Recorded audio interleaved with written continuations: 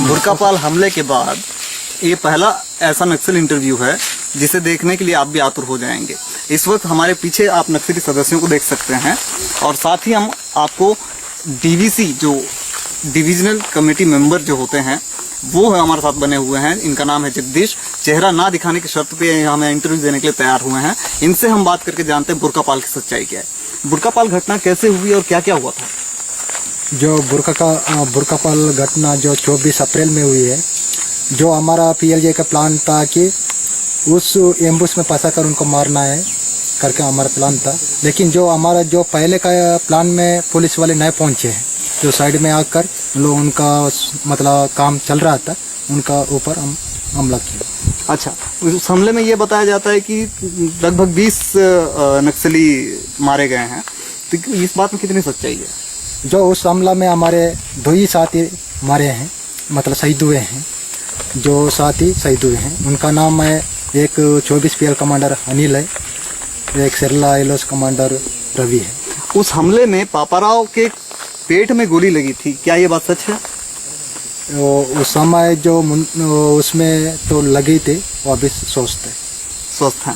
और तीसरी बात, जब यहाँ पर ध्यान देने वाली बात है, जब यहाँ पर IG SRP कल्लूरी हुआ करते थे तब नक्सल घटनाओं में कमी आई थी।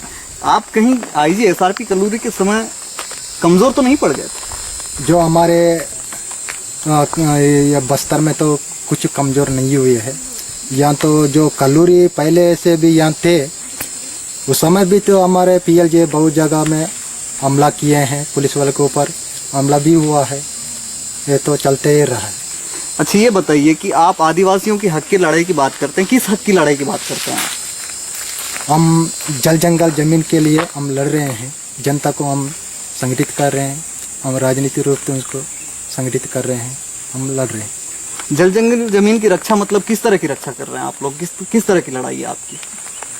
जो हमारा लड़ाई है, यहाँ पर जो शासक वर्ग है, तो मतलब यहाँ शोषण कर रहे हैं जनता को, उनसे लड़ाई है आपकी? उनके ऊपर हम लड़ाई कर रहे हैं। जब उनसे लड़ाई है तो यहाँ पर जैसे CRPF के जवान है, CF के जवान है, STF, DF, DRG के जवान हैं, उनकी जब हत्या करते हैं तब क्या उनके घर परिवारों की याद आपको नहीं आती कि कितनी तकलीफ उठाएंगे वो लोग अपने बच्चे को खोकर, अपने बेटे को खोकर, अपने पति को खोकर, अपने पिता को खोकर?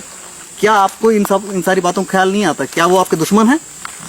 जो CRPF जो भी फोर्स है सरकार के, जो हमारे दुश्मन नहीं है, लेकिन जो शासक वर्ग के लिए, सुरक्षा के लिए उन लोग दलाल सामंती साम्राज्यवाद के लिए उन लोग काम कर रहे हैं।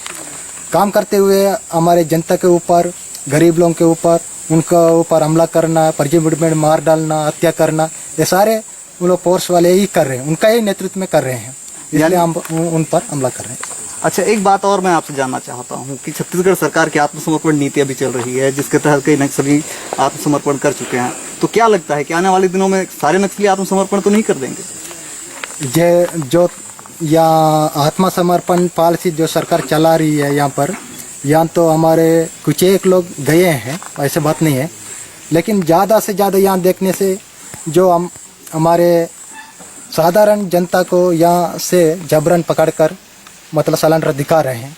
उस दिन मतलब यही मई में जो सिंतागुप्पा का पंडा है, वो CPI लीडर है, उसको भी पकड़ के ले जाकर सिलेंडर करके दिखा रहे हैं। वो हमारा कोई संगठन का सदस्य नहीं है। अच्छा, ये बताइए कि जंगलों में भटकते हुए आप कितने दिनों तक रहेंगे? क्या आप आत्मसमर्पण कर सकते हैं? हम आत्मसमर्पण नहीं करेंगे।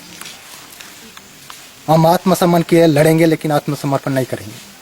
तो ये थे DVC जगदीश, जो इस वक्त हमें आपको संबोधित कर रहे थे, बता रहे थे। उनके इंटरव्यू में उन्होंने साफ तौर पर कहा है कि IG SRP कल्लूरी के रहते समय भी वे कमजोर नहीं थे और ना ही वो आत्मसमर्पण करेंगे। नक्सल नीति यानी कि जनवादी क्रांति, जैसा कि इन्हीं की जुबानी कहती है, उस पर ये अब डटे रहेंगे और किसी भी तरह से अपने क्रांति को रोकेंगे नहीं। युकेश चंद्राकर, स्वराज एक्सप्रेस, बीजापुर।